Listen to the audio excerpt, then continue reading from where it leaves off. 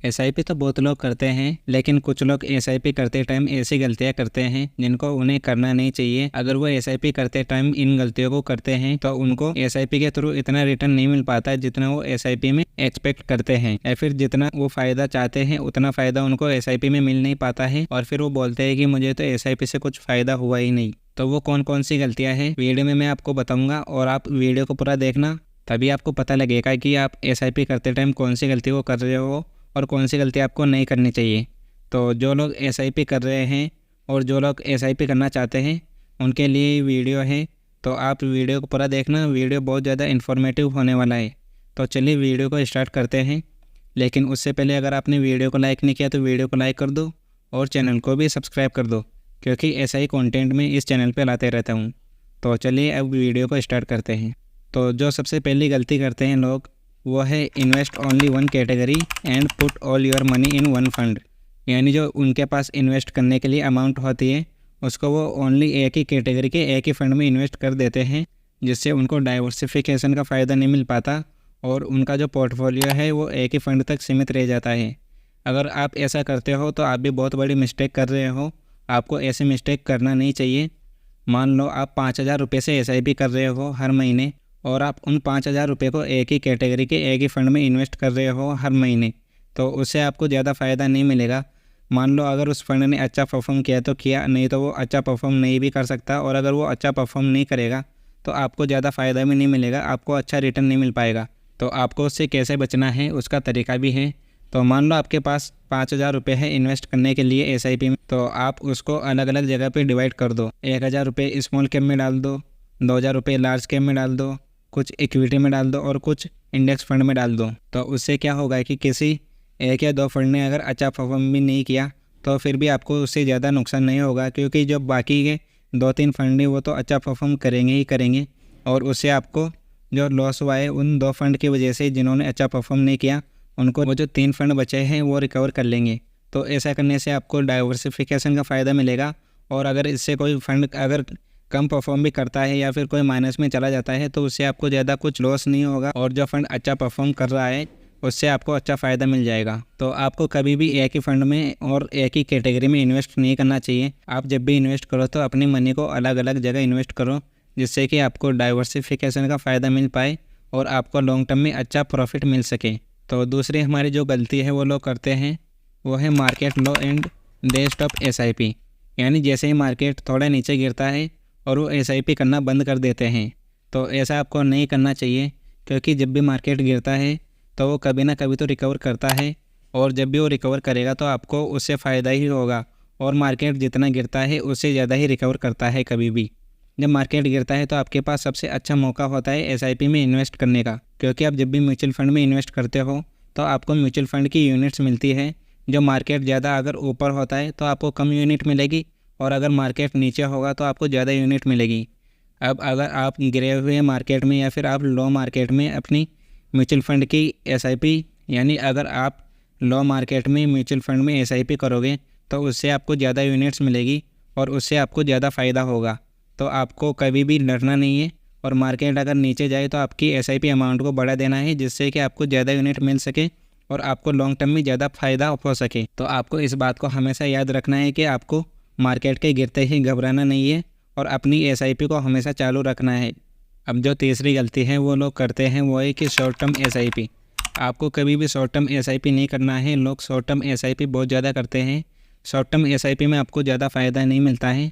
SIP करो तो आप लॉन्ग टर्म के लिए ही एसआईपी करो। एसआईपी का मतलब ये होता है कि आप लॉन्ग टर्म के लिए इन्वेस्ट कर रहे हो, और अगर आप शॉर्ट टर्म के लिए एसआईपी करना चाहते हो तो उससे आपको कोई ज़्यादा फ़ायदा नहीं होगा। आप उससे अच्छा तो फिर क्रिप्टो ट्रेडिंग या फिर डे ट्रेडिंग या फिर इक्विटी ट्रेडिंग कर सकते हो, उससे आपको ज़्यादा अच्छा फ़ायदा होगा। अब एक एग्जांपल लेके चलते हैं। मान लो कोई व्यक्ति है जिसने 5,000 रुपये की एसआईपी 15% के CAGR के हिसाब से 5 साल के लिए की, तो उसको कोई ज़्यादा फ़ायदा नहीं होगा। उसकी जो इन्वेस्टेड अमाउंट होगी वो होगी 3 लाख रुपये, और जो उसका एस्टिमेट रेवेन्यू होगा वो होगा 1,48,000 रुपये। यानी उसको टोटल वैल्यू मिलेगी 4,48,000 रुपये की। तो इसमें उसको ज़्यादा फ़ायदा नहीं हुआ 5 साल के अंदर। वहीं अगर आप इसको 10 साल करते हो तो 10 साल में आप देख सकते हो कि उसको 13,93,000 रुपये मिलेंगे। जो कि SIP कर रहे हो तो इतना अच्छा रिटर्न नहीं है, इतना अच्छा अमाउंट नहीं है। अब अगर आप इसको 20 साल के लिए बढ़ा दो तो आप इसका मैजिक देख सकते हो। जहां आपको 13 लाख रुपए मिल रहे थे वहीं आप देख सकते हो यहाँ पे लगभग 75,79,000 रुपये मिल रहे हैं।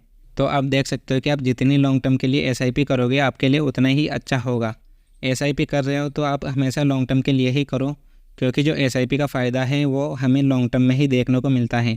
क्योंकि जो कंपाउंडिंग का मैजिक है वो लॉन्ग टर्म में ही वर्क करता है, शॉर्ट टर्म में वर्क नहीं करता है। तो आप जब भी SIP करो या फिर आप अगर SIP कर रहे हो तो आपको हमेशा शॉर्ट टर्म के लिए SIP नहीं करनी चाहिए, आपको लॉन्ग टर्म के लिए ही SIP करना चाहिए।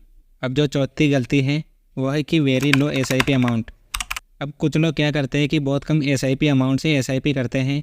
तो मैं जानता हूँ कि कुछ लोगों की जो फाइनेंशियल कंडीशन होती है वो इतनी अच्छी नहीं होती, बट फिर भी आप अगर 500 रुपये से SIP कर रहे हो तो उससे आपको ज़्यादा फ़ायदा नहीं मिलेगा। आपको एटलीस्ट 1500 या फिर 2000 रुपये से SIP करनी चाहिए। चलिए इसको मैं आपको लाइव करके दिखाता हूँ कि आपको 500 रुपये से और 2000 रुपये से SIP करने में कितना अंतर देखने को मिलेगा। तो मैं यहाँ पे SIP कैलकुलेटर ओपन कर लेता हूँ वापस से, और यहाँ से मैं अमाउंट डालता हूँ 500 रुपये 15% के CAGR के हिसाब से, और जो मैं यहाँ पे टाइम डालता हूँ वो है 20 साल। तो आप यहाँ से देख सकते हो यहाँ पे लगभग 7.5 लाख रुपए मिलेंगे 500 रुपये की SIP से 20 साल में। तो ये कोई ज़्यादा अच्छा अमाउंट नहीं है, क्योंकि फिर जो इन्फ्लेशन एडजस्टमेंट होगा उसमें जो आपके 7.5 लाख रुपए की अमाउंट है वो लगभग 1 से 2 लाख 3 लाख रुपए के आसपास ही होगी 20 साल बाद की अगर बात करें तो आप देख सकते हो कि 500 रुपये से आपको कोई ज़्यादा फ़ायदा नहीं हुआ। वहीं आप अगर 1000 रुपये से SIP करते हो तो आप यहाँ से देख सकते हो कि जस्ट उसका डबल हुआ है 15,15,000 रुपये के आसपास। तो उसमें भी कोई ज़्यादा फ़ायदा नहीं है, क्योंकि फिर जो इन्फ्लेशन एडजस्टमेंट होगा उसमें आपकी अमाउंट की जो डिप्रिसिएशन है वो हो जाएगी और आपकी अमाउंट की जो वैल्यू है वो भी कम हो जाएगी।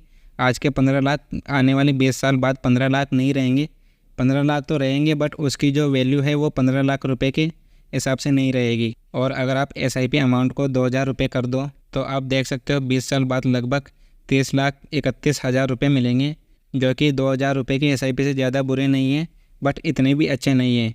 तो मैं आपको सजेस्ट करता हूं कि आप SIP करो तो थोड़ी अच्छी अमाउंट से SIP करो, लगभग 5,000 या 10,000 रुपये से, क्योंकि आपकी अमाउंट जितनी ज़्यादा होगी आपको कंपाउंडिंग का मैजिक और आपकी जो रिटर्न है वो उतने ही ज़्यादा मिलेंगे।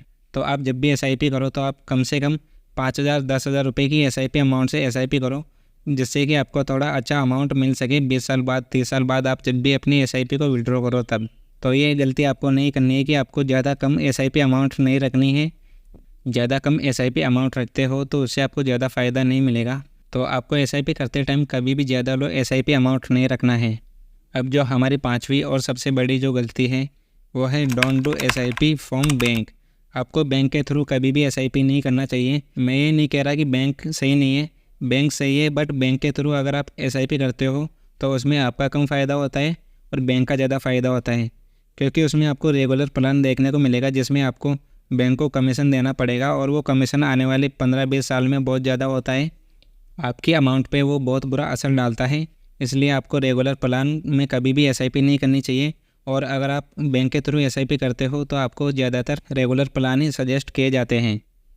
आप जब भी बैंक के थ्रू SIP करते हो तो आपको बैंक फ़ंड सजेस्ट करता है जिसमें बैंक का ज़्यादा फ़ायदा होता है। वहीं आप ग्रो, एंजल वन या फिर ज़ीरोधा जैसे ऐप से खुद से SIP कर सकते हो। उसमें आप अपने हिसाब से फ़ंड को सिलेक्ट कर सकते हो और आपको उसमें कमीशन भी नहीं देना पड़ेगा। हाँ, आपको ब्रोकरेज देना पड़ेगा बट आपको कमीशन नहीं देना पड़ेगा।